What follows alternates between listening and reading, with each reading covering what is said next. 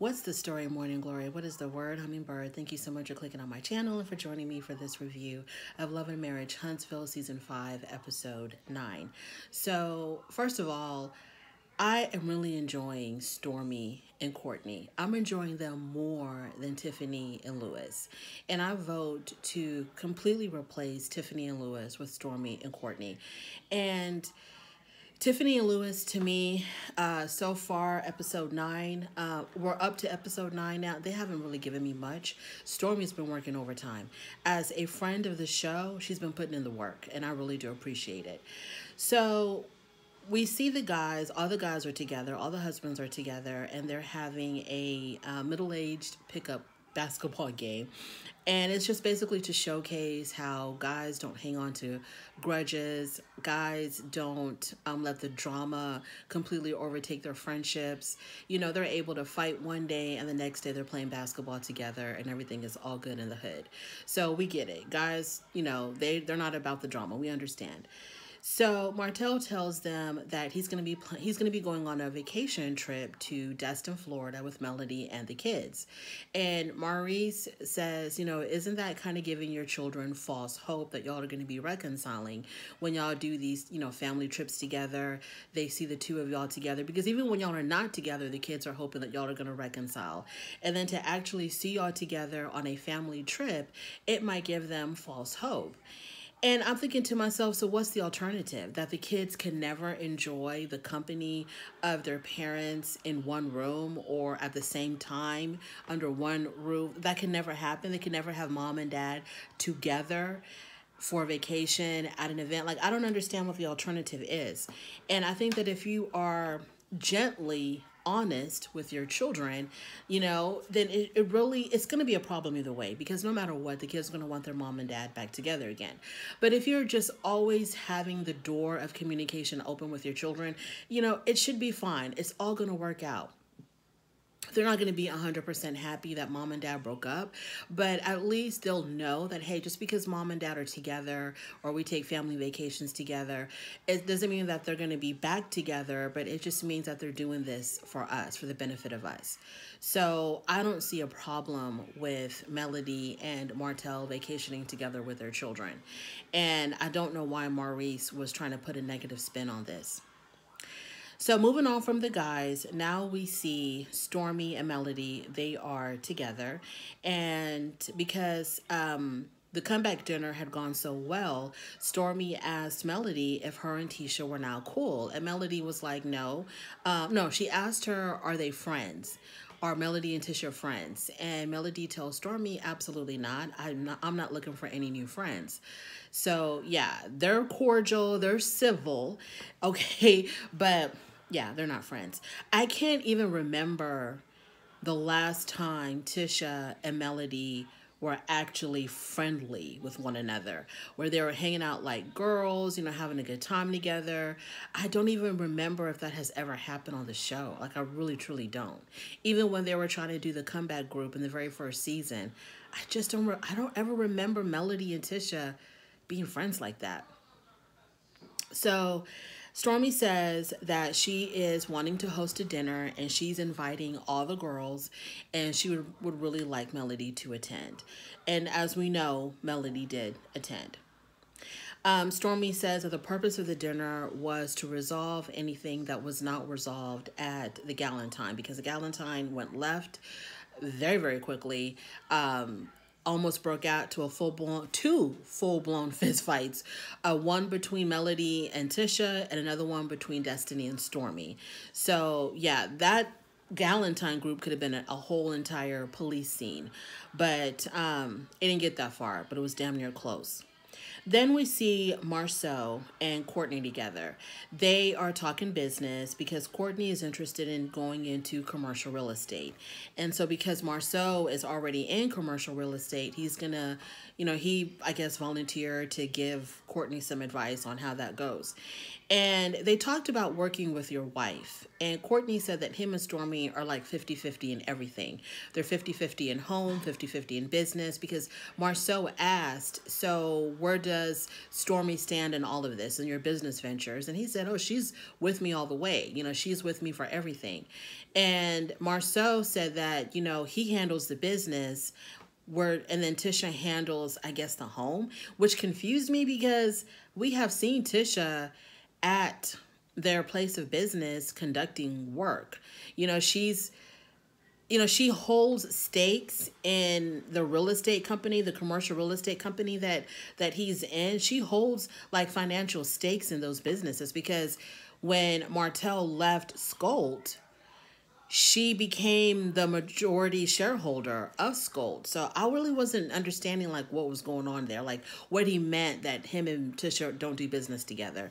But whatever. So I guess, you know, Courtney's interested in commercial real estate. He doesn't really want to like own the property. He just wants to take a business, flip it, and then sell it to somebody else. So good luck on that. Then we got to a very hard, emotional scene. And it was very difficult to watch. And it's even more difficult to actually talk about. So Kimmy and Maurice, they're at their home in their new theater room. And they're getting ready to watch a movie, I guess. And they have the snacks and they have the, whatever it was, chocolate martini. I'm not really sure what they were drinking. And Kimmy talks about how she had found a lump in her breast, and then she had found another lump in her lymph node area.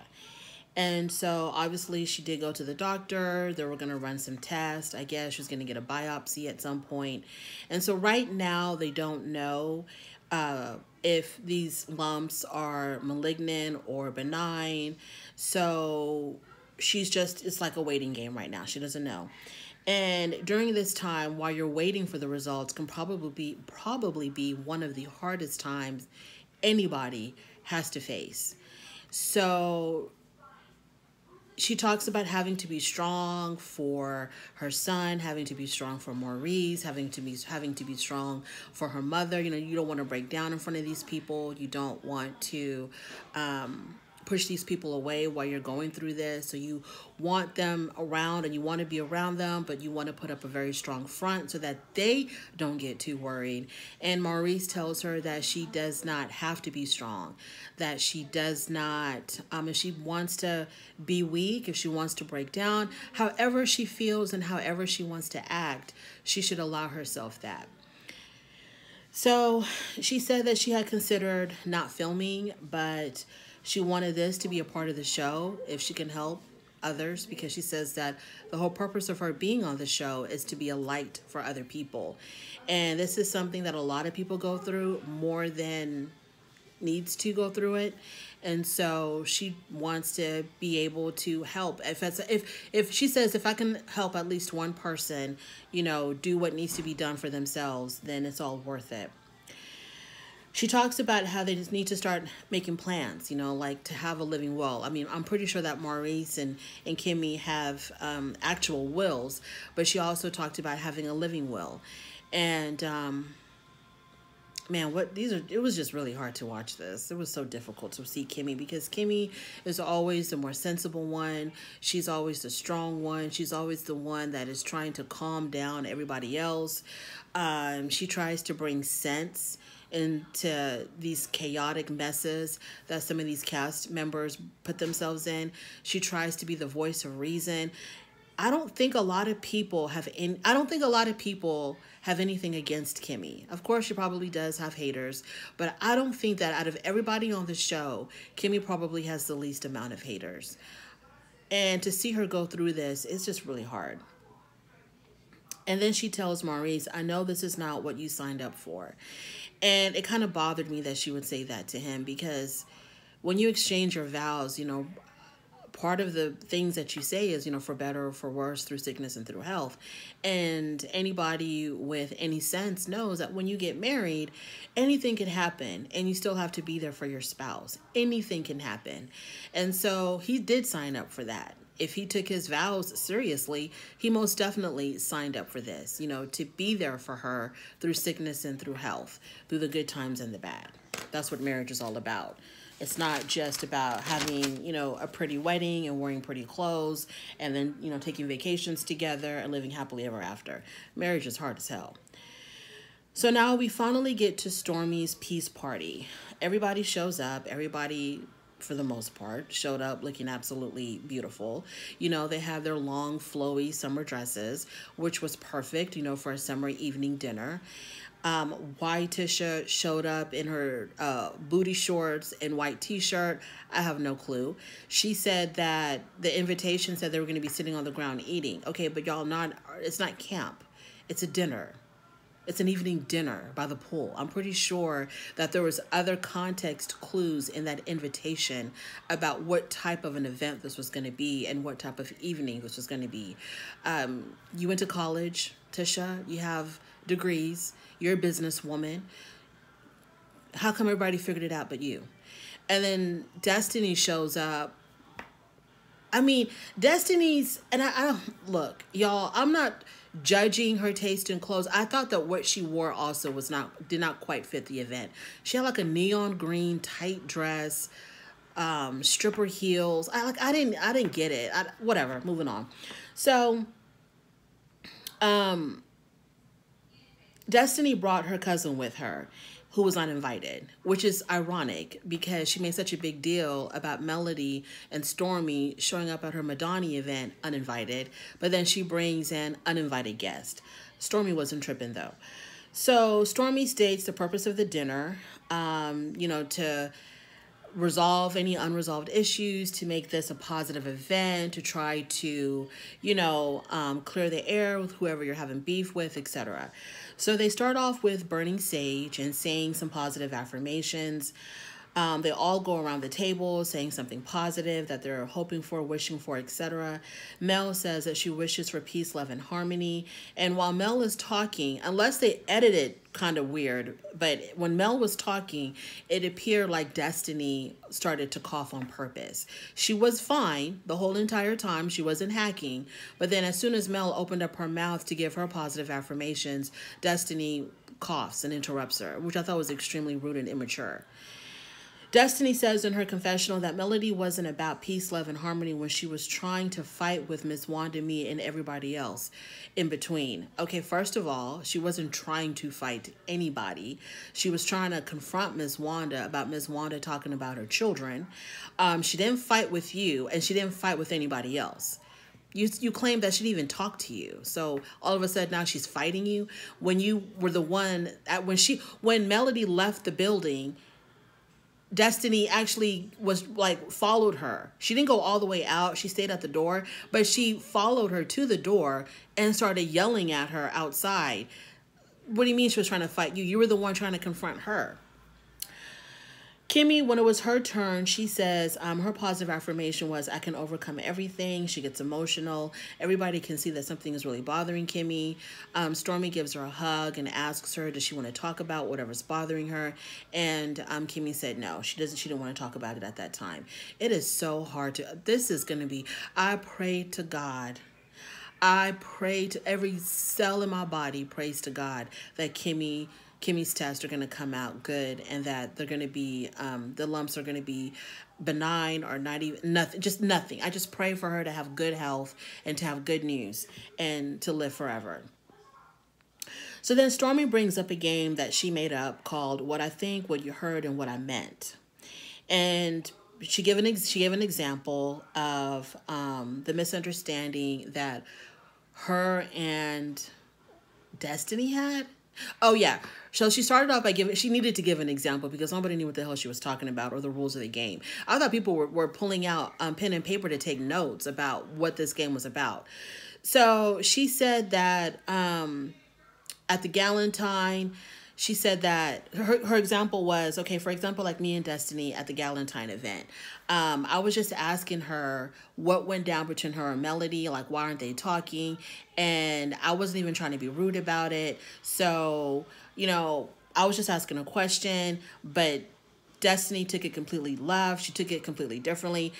She heard me say things that I didn't say, or it came across to Destiny different from what I intended it to. And so that's basically, I think Stormy's game was about clearing up misunderstandings that led to fights. So when it came to Tiffany's turn, Tiffany brought up the issue with Destiny when Tiffany was first introduced into the group. And I think it was her very first event with the other ladies. And she had approached Destiny about how she had seen Destiny's then husband, and she thought that she had seen the husband with another woman. No, she thought she had seen the husband with Destiny because she brought it up. We all know how that went down. I don't have to rehash that. It was according to Tiffany, it was a misunderstanding. According to Destiny, it was intentional shade. Like, you're trying to point out that my husband was cheating on me. And the woman that he was with was Melnika. And there was nothing even going on between Destiny's then husband and Melnika. So I was like completely confused on why was this an issue then and why is this an issue now? Evidently Destiny knew who Tiffany was talking about when she said, "Oh, I saw you the other night with your husband." And then Destiny said that wasn't me. So Destiny said that she knew that it was Melnika, and she confirmed that nothing, I don't even know, but let's move on. I was just so confused about that. If Destiny knew that it was Melnika, then why did she act like Tiffany was trying to throw shade by implying that she saw her husband with another woman and Destiny knew who that other woman was?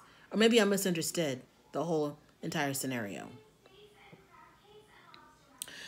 So when it was Destiny's turn to clear up the air with whoever, she says she's good with everybody. Tisha says she's good with everybody. Ain't got nothing to clear up. But y'all don't want to talk about people behind their backs. Y'all are good, especially Tisha, when she was like, "Oh, I'm good with everybody. I don't have a problem with anybody." But you and Destiny just had dinner together at the Korean Grill where y'all were talking about Melody the whole entire time. Y'all want to talk about people behind their backs, but when it comes time to clearing the air with them, y'all run scared. So Melody said, when it was her turn, she said she had brought up how Destiny claimed that Melody did not greet her at the Madani when she clearly did greet her. And Stormy says to Destiny, "Well, now that you know that she did greet you, do you feel differently about the whole situation?" And Destiny goes, "Nope." Like a kid. The way she said, "Nope." And,